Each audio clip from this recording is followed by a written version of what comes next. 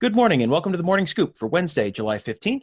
This is your daily Buckeye Fix. I'm Tom Orr, and today I'm joined by Alex Gleitman. He covers recruiting for the Buckeye Scoop and also hosts the Around the Oval podcast on the Buckeye Scoop Podcast Network. And Alex, last night some major news broke about one of the Buckeyes' top targets for 2021 in recruiting, cornerback Jordan Hancock. He had been committed to Clemson. Can you give everyone a quick update on what happened and what it could mean for Ohio State moving forward? Yeah, I don't know what caused the timing or anything, but a Jordan Hancock has seemingly decommitted from Clemson. It's funny, I had gotten a tip-off, I guess you would call, from someone who said that they had a source in the know on this one that, and this was earlier in the week or maybe at the end of last week, that just asking me, coming out and asking, had I heard anything about Jordan Hancock flipping to Ohio State? And I said, I know that there's some optimism inside the WAC that Jordan Hancock, if there's visits, that he'll come take a visit. And if that happens, that there is confidence that they could flip him from Clemson. But I said, as far as anything imminent happening, I didn't see that. I thought, it would have to be Hancock taking visits and then making a decision from there. So, apparently for whatever reasons, he just he committed to Clemson back in the spring, early in the spring when he had a chance to visit. He was supposed to come back to Ohio State for a visit, never got to do that, and just absolutely fell in love with Clemson. And whatever's happened from then to now, clearly, Clemson has fallen out of favor a little bit. I think the fact that Kerry Combs has now had a chance over a number of months to build a relationship. Remember when Jordan committed to Clemson, back in the beginning of the year, Kerry was still pretty new at Ohio State. And so Jordan's relationship, I know, really started with Jeff Hafley last year when he was on a visit. And so Hafley left. Clemson was able to sneak in, grab him, but Kerry Coombs didn't really have an opportunity to build that relationship. So I think building that relationship over time and creating some doubts in Jordan's mind that Clemson was maybe the right place, because I think Ohio State was seen as the surefire leader prior to that commitment. And I think, there's probably a number of things at play here. And Jordan decided to open things up. And now Ohio State is sitting pretty. Everything I'm hearing and talking to a number of people after Jordan decided to decommit, or it became public that Jordan was going to decommit, is that Ohio State is the school to beat. I'm not sure there's going to be a commitment or a decision anytime in the relative near future. I think he could decide to take some time and wait, just make 100% sure the next decision is the right decision. But I do think that decision will end up being Ohio State, and we don't have a crystal ball or a future cast or whatever yet at Buckeye Scoop. I know Mark calls it the magical orb of wonderment. So I'll say that right now I'll put my magical orb of wonderment pick in for Ohio State to land Jordan Hancock. And, I mean, it's incredible. You part ways with Devontae Smith. A little bit of a risk, in-state kid, a kid who I think could be a pretty good defensive back, a kid who Alabama took immediately. So clearly he's got talent. And, the only way to really justify that, in my opinion, was to land someone of a higher caliber, someone like a Jordan Hancock. And if Ohio State is able to complete that, that whole process and get a commitment from Jordan Hancock, it's unbelievable what they've been able to do at that position, especially Kerry Combs, since he's come back from the NFL. It's just incredible. And Hancock would be a corner. Ohio State sees him as a true corner, correct? Yeah, all the way. I mean, there's people who think the top two cornerbacks in the country for this 2021 cycle are J.K. Johnson and Jordan Hancock. And if Ohio State gets Hancock, they'll have both of them. And that's pretty incredible to me. Well, and they did that back in 2017 as well. Jeff Okudah and Shaun Wade were ranked number 1 and 2 at the corner position, and you saw that worked out pretty darn well for Ohio State. So if they can do it again 4 years later, that would be pretty impressive. And in addition to Hancock, there's another top remaining target for 2021, Derrick Davis, who's a highly ranked defensive back from Pennsylvania. He slots in more as a safety, probably. You wrote about him in your ADEC column on Tuesday. Can you just give people a little bit of an update quickly on where things stand with Derrick right now? Yeah, definitely anyone on the site who hasn't checked it out yet, go read ADEC. Anyone who's not a member, what are you waiting for? But Derrick publicly, I think it was on Sunday, announced the top 7: Ohio State, Penn State, Clemson, Pittsburgh, LSU, Georgia, and USC in no particular order. And so for me in ADEC, what I wanted to do was break down that top 7. And without giving too much away, I think nothing's a done deal by any means, but I think it's no secret that the two top teams here are Ohio State and Penn State. And for me right now, my pick is Penn State. I won't say why here. You could go read ADEC to find out why. But I think right now Penn State has an edge. I don't think this recruitment's over by any means. But Ohio State, I know they would love to add Derrick into their class, and they would love to add Jordan Hancock into their class. And those are the two guys they'd love to end the 2021 defensive back cycle with. But, they're going to have to do some work there. I think visits would be super helpful, getting him back on campus another time. That would definitely benefit Ohio State. But, I think they're going to have to do some work to beat out Penn State here. And then, you can't count on Clemson. I mean, certainly with Jordan Hancock leaving their class, they're going to be have an even bigger need for a defensive back in 2021.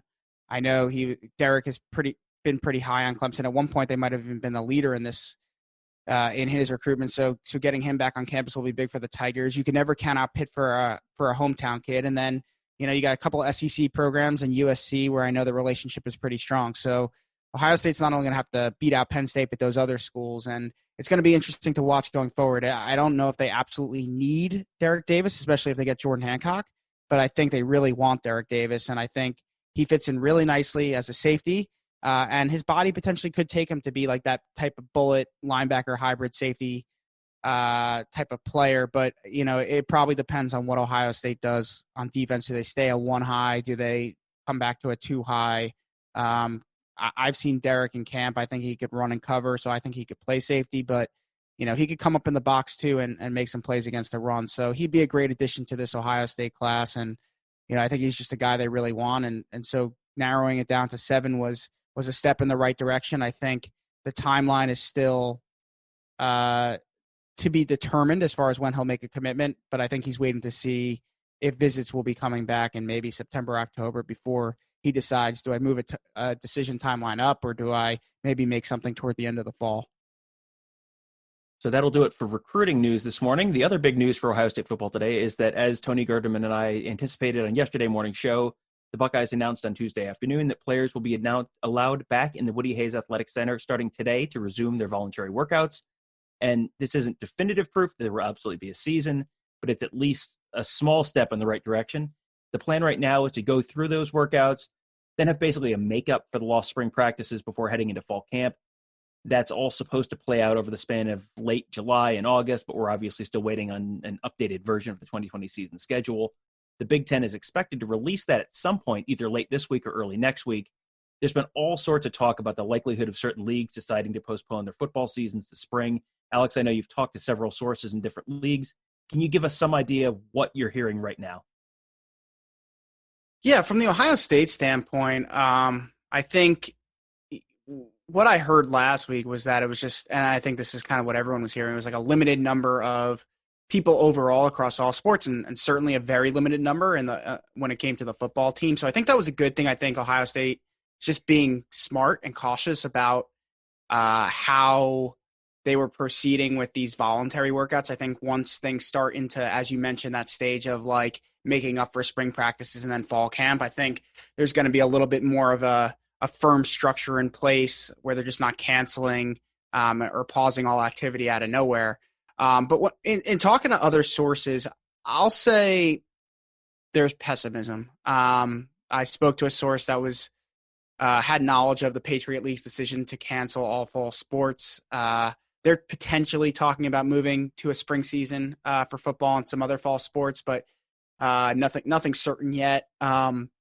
It seems like they might be able to practice a little bit and almost use fall as their spring practice. But what I got from them is, or that source, is that the people who made that decision seem fairly confident that every major conference will eventually make the same decision and cancel fall sports, or at least delay them or whatnot. I don't know how that's going to work. Now, that's not necessarily something I'm agreeing with, but that is, what they feel is going to be the case at the Patriot League level. And they just feel like they were the first ones, basically, besides the Ivy League, to make that decision. Now, I also spoke to a source at another Big Ten program, not Ohio State, and this was, they obviously asked to remain anonymous, both their identity and their team, but it seems like the coaching staff at this school isn't particularly confident that there's going to be a season played this year. Seems like the lack of confidence stems down from the athletic director at that particular institution, that there's probably not going to be football. They just can't see it right now. But, as I posted on the board on my A deck yesterday, after putting some of this information in there, to me, the biggest thing is like this COVID pandemic has had so many swings up and down, and we can't just react, or people can't just react to every single swing. I think any reactions, right? Like, I don't think the Patriot League made the right decision. I'm not saying they didn't make the right decision, but I think they made potentially a rush decision this early in the game. I think they could have at least waited a few more weeks. And right now, the country is not in a good place, I would say, overall, if you look at, some places that have had a huge spike in cases. And so right now it'd be easy to say there's no optimism in playing a football season, but in 3 weeks, this thing can swing the other way very quickly if people listen to what, is being instructed to them, and wearing masks and social distancing and just being smart about their interactions. And,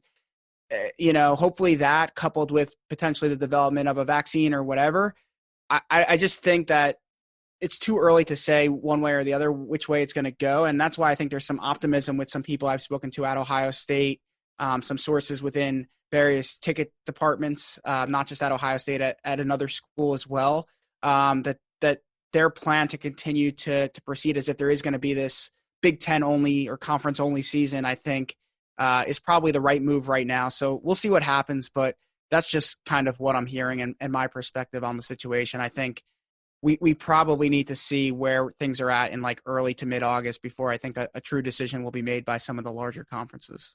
Today, you're dropping a really fun episode of your Around the Oval podcast. Normally, that is, a conversation with recruits or current commits. Today, though, you're talking with Jerry Ferrera. He's an actor that most people would probably recognize as Turtle from the HBO series Entourage. People on our board were very confused when he was tweeting at you a few weeks back. So first of all, let people know how you and Jerry know each other.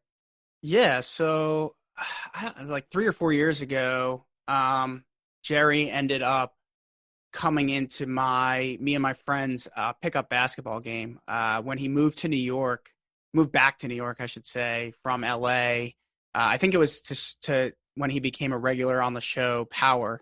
He was one of the main characters, and so that was all filmed in New York, I guess. So he moved back here with his wife, and he just like randomly tweeted like that he was looking for a pickup basketball game, like age appropriate. I think he was like, mid 30s at the time, and we were, all around young 30s or right around 30. And one of my buddies actually who writes for CBS Sports tweeted at him kind of being like, I got a game. And Jerry was like, DM me or whatever. And so he ended up joining our pickup basketball game every like Wednesday night during the week in New York City. Like a group of 15 of us came together and played every week. 3 teams of 5, winner stays on. And so he played in the league the last few years. Unfortunately, due to some things with the city and gym availabilities, that's always an issue. And then obviously COVID, we haven't played in quite a while. Both of us actually had babies a few months apart last year, so that affected our ability to play every week too. But, we were playing pickup ball for, every single week for a couple of years together, and, we just built a relationship. I think you'll see on the podcast, it's pretty cool. His wife, who he actually met out in LA, she was an actress. We'll talk about her a little bit, but she is from Ohio, Northeast Ohio. So he spent a lot of time there.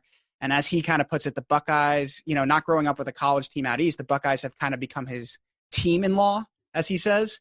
And kind of the same with the Browns and, the Cavs a little bit, or Indians, whatnot.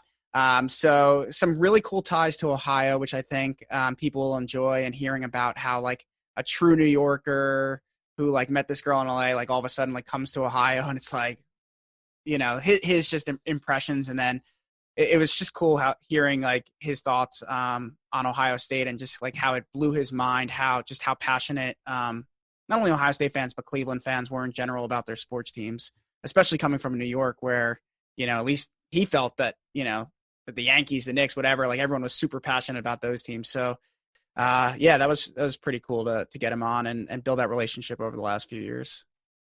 One of the cool parts about being a member of our site is sometimes when we get cool people on podcasts, we'll ask people, hey, on our members board, what would you like us to ask him? So you had you put that call out to some of our readers to submit questions that, things they would want to ask Jerry. What was your favorite question that you got to ask him that was submitted by one of our readers?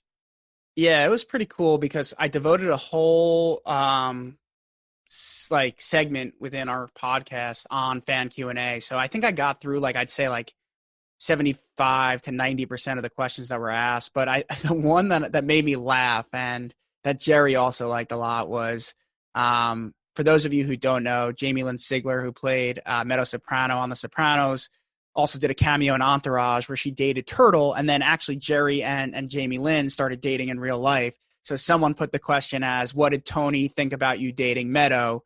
So that was pretty funny, but I think, not giving it away, but it was actually, I saved that question for last, saved the best for last. And it was just really cool because there was actually a time where the two of them were dating and they were at an event with James Gandolfini, who played Tony Soprano. And so I'm not going to give away the story, but it was just pretty cool to hear about that. I enjoyed that one, but there was the Buckeye Scoop squad did a great job throwing out some questions. We got some Fuki Jama questions in there. There was a few others. One I really liked was about how he got the role Turtle. That was a good one. There was another one about the Tom Brady cameo in an episode where they played in a foursome with Tom Brady and Mark Wahlberg. So definitely give it a listen when it goes live today. Really great stuff. And honestly, I was hosting the show, but I kind of found myself being a fan listening the whole time and even listening back. It was just, as a fan of Entourage, it was just super enjoyable to listen to some of those stories. Well, Alex, thank you for joining us this morning. You can find that episode of Around the Oval on Apple Podcasts, Google Play, Spotify. That'll drop today. So make sure you just search Buckeye Scoop on whatever your podcast platform of choice is and subscribe to Around the Oval and all of our other great podcasts in the Buckeye Scoop Podcast Network. You can subscribe there. While you're there, you can also leave us a rating and review. We greatly appreciate all of those. Thank you guys for listening. Have a great day, and we will talk to you tomorrow.